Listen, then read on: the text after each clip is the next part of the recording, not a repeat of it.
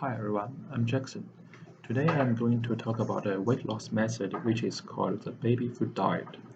The baby food diet could be described as a new type weight loss method which mainly focuses on the concept of taking small jars of baby food in order to control calorie intake.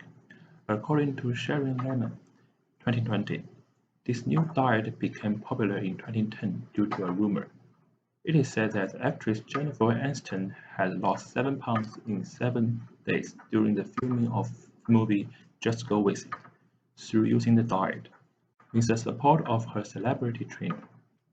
The main process of the baby food diet including taking 14 containers of baby food instead of breakfast, lunch, and snacks, then have a normal dinner. This diet is supposed to last for 3 days, which is not a long-term style of diet. According to Lemon, however, some people even started to take baby food as snacks. The theory behind the diet is that the small portion size of baby food could decrease the amount of the daily calorie intake. Besides, the taste of pureed baby food would contribute in discouraging people from overeating. According to Amy Abazad, 2019, therefore, the baby food diet mainly contains jars of baby food. It could be concluded that, compared with many other diets, the baby food diet provided with much looser suggestions. For instance, the diet simply indicates taking baby food. However, the calorie content in baby food could vary.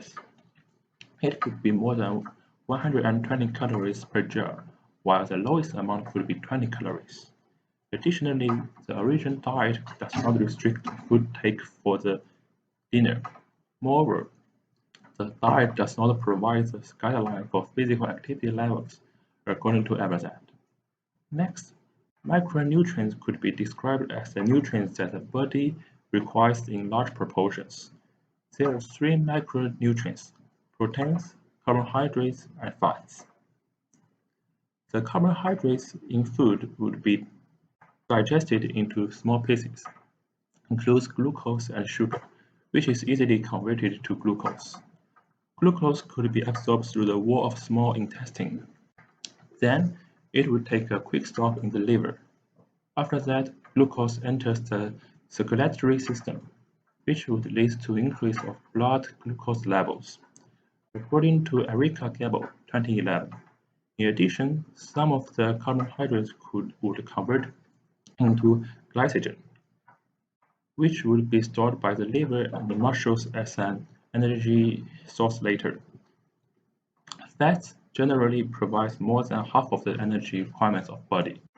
After broken down into fatty acids from food, it could travel in the blood and be taken by hungry cells.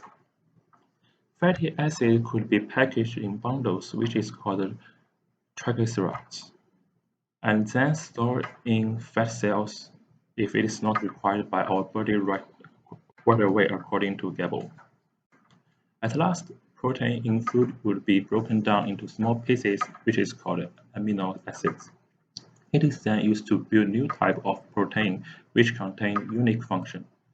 If the body is lack of fats or carbohydrates, protein can also provide energy.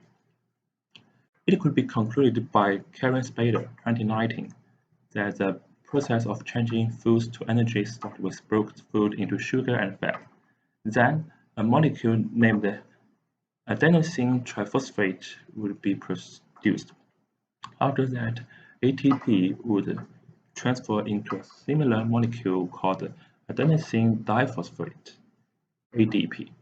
This process could release energy which the cell used to support various functions of body. The functions vary from breathing and daily workout. The baby food diet would lower the calories intake. However, following the diet for longer periods would lead to lack of nutrients due to the much lower daily intake of calorie. Moreover, the restrictions of food intake by baby food diet could also bring the risk of disorder eating as a result of longer period of diet, according to Avazad. Generally, the baby food diet could provide higher intake of fruit and vegetables since the baby food are mainly made from pureed fruit and vegetables. In addition, the baby food diet could contribute in the low intake of sodium, because the requirement of sodium intake for babies is much lower than adults. Most importantly, the baby food diet could provide much lower fat intake as most baby foods are designed to contain lower saturated fat. Besides, compared with many other diets, baby food diet does not require any other preparations. It just requires 14 jars of baby food per day, according to Everzet. However, the baby food diet also comes up with some disadvantages. First of all, the diet would lead to the lack of calories and nutrients which we need to support our daily requirements. Besides, the pureed food would contain much less fiber compared with fresh fruit and vegetables. Moreover, the baby food are much the baby food are much more expensive than normal food. Therefore, it could be concluded that through the baby food diet, we may have a quick weight loss for a few. However, it is not a sustainable weight loss method due to the lack of calories and nutrients.